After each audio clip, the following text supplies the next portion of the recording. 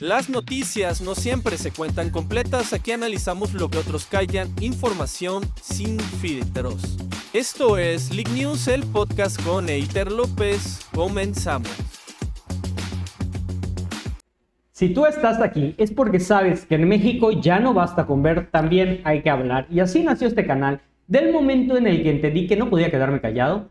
¿En qué momento normalizamos que no se pague o que se atrase el aguinaldo?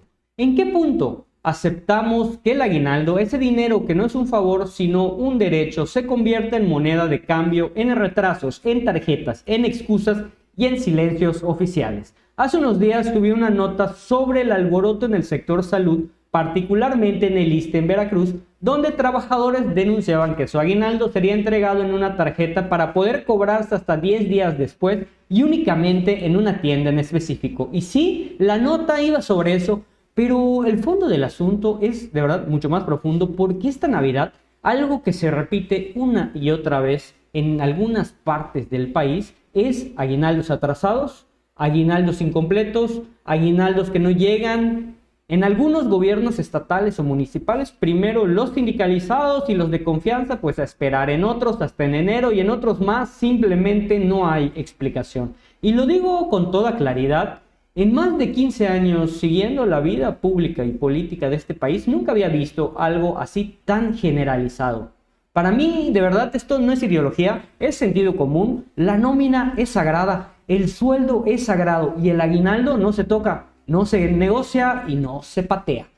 Puedes de verdad como gobierno tener crisis financieras, problemas administrativos, broncas heredadas, pero faltarle a la gente que sostienen las instituciones, eso de verdad cruza la línea. Y cuando hablamos del sector salud, el tema es todavía aún más delicado, porque son personas que trabajaron para la pandemia, con jornadas extendidas, con carencias, con estrés permanente, y hoy reciben retrasos, incertidumbre y silencio. El mensaje que se manda es peligroso, que el trabajo o el trabajador, ¿qué puede esperar? Que el esfuerzo hoy para los que deberían pagar no es prioridad, que cumplir la ley es opcional, y no debería ser así, porque ningún gobierno se sostiene sin su gente y ningún proyecto político puede llamarse humano cuando empieza fallándole a quien todos los días hacen que esto funcione. El aguinaldo no es un privilegio, es un derecho, y cuando el Estado falla en lo básico, algo muy serio de verdad está pasando.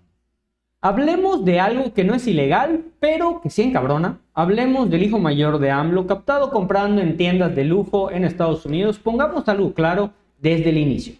Nadie está diciendo que esto sea un delito. Nadie está diciendo que no puede gastar su dinero como él quiera. El problema no es la tienda, el problema no es la marca, el problema no es el precio, el problema es la hipocresía, el problema es el cinismo, el problema es vender austeridad con una bandera moral y vivir como si esa bandera solo se aplicara para los demás.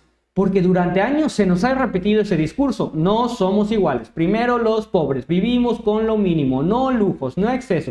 Entonces, bolsas, boutique, lujos silenciosos, escaparates exclusivos, y aquí es donde la gente de verdad se enoja. Y no es envidia, no es por chisme, sino es por la congruencia, que sí de verdad importa. Siempre va a haber alguien con un celular, siempre va a haber alguien que te vea, que te grabe, que te tome una foto, y más cuando eres el hijo del expresidente que tanto ha blasfemado la justa medianía. No puedes construir un discurso político basado en austeridad moral y luego, sorprendentemente, cuando la gente señala lo contrario.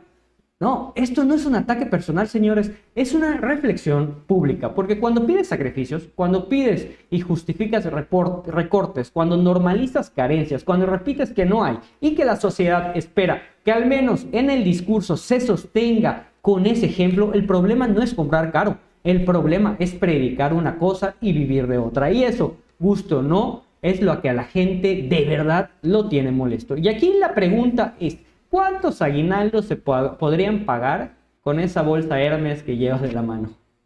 Ucrania lanzó en las últimas horas ataques directos contra instalaciones rusas de petróleo y gas, utilizando misiles británicos de largo alcance y drones, en uno de los golpes más sensibles contra la infraestructura estratégica de Moscú desde que comenzó la invasión. De acuerdo a los medios oficiales e internacionales, los objetivos fueron refinerías, plantas de procesamiento de gas y depósitos de combustible ubicados en regiones claves del sur de Rusia. Instalaciones que abastecen tanto el mercado interno como el esfuerzo militar ruso. El ataque incluyó el uso de misiles Storm Shadow suministrados por el Reino Unido, así como drones ucranianos de largo alcance capaces de penetrar profundamente en territorio ruso. Autoridades locales confirmaron incendios y daños importantes, aunque Moscú minimizó el impacto y aseguró que varios ataques fueron interceptados.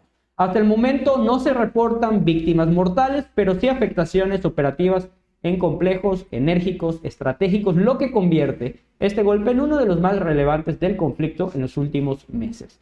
Rusia, por su parte, calificó este ataque como una provocación grave y advirtió que habrá una respuesta, mientras que Kiev defendió la operación como una acción legítima contra infraestructura que financia y sostiene a esta guerra.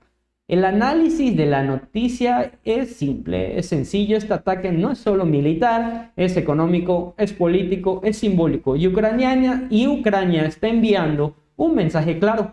Si Rusia vive del petróleo y el gas para financiar esta lucha, ahí es donde vamos a golpear. Por primera vez, de forma tan abierta, se confirma el uso de armamento occidental avanzado para atacar infraestructura energética dentro del suelo ruso, lo que eleva el nivel de conflicto y aquí pone la presión directa sobre Europa y la OTAN. Aquí, señores, hay tres claves importantes. Primero, el petróleo y el gas son el corazón del poder ruso. Golpear esas instalaciones no solo afecta la logística militar, sino los ingresos de Moscú. Segundo, Ucrania demuestra que tiene capacidad de ataque profundo, lo que rompe la idea de que Rusia es intocable dentro de sus fronteras. Y tercero, esto aumenta el riesgo de una escalada mayor, porque Moscú podría responder con ataques más intensos, no solo en Ucrania, sino en otros frentes estratégicos. En resumen, esto no es solo un ataque, es un mensaje, es una advertencia de que la guerra no se está congelando, al contrario,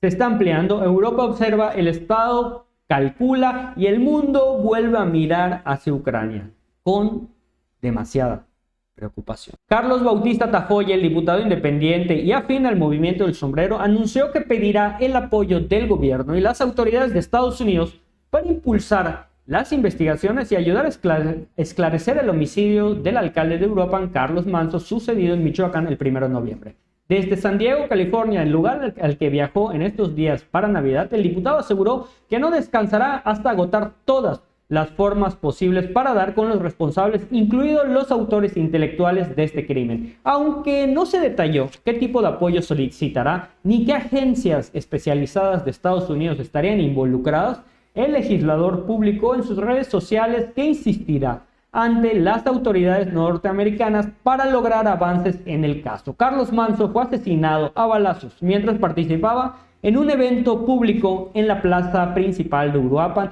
Desde entonces, las investigaciones han sido complicadas. La Fiscalía General ha detenido a varias personas, incluidas escoltas del edil, y hay presuntos acusados miembros del crimen organizado, pero todavía no se ha identificado a todos estos responsables. Esto que hoy anuncia el diputado del Movimiento del Sombrero va más allá de una simple petición de ayuda.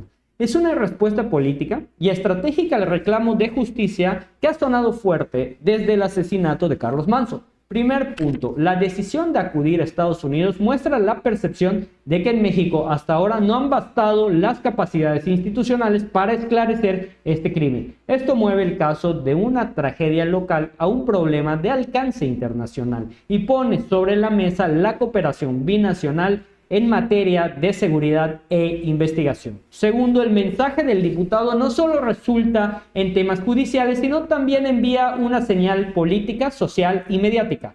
En un clima en el que la violencia contra servidores públicos ha generado indignación nacional, esta acción se presenta como un intento de mostrar que no quedará impune, aunque ello implique recurrir a otros actores y otras jurisdicciones. Tercero, el contexto en Michoacán, donde el crimen organizado ha buscado influir sobre investigaciones y generalizar el miedo. Justifica para algunos la necesidad de ampliar la cooperación internacional. Por ejemplo, las autoridades han señalado intentos de obstrucción y la muerte de cómplices que podrían frenar las indagatorias locales.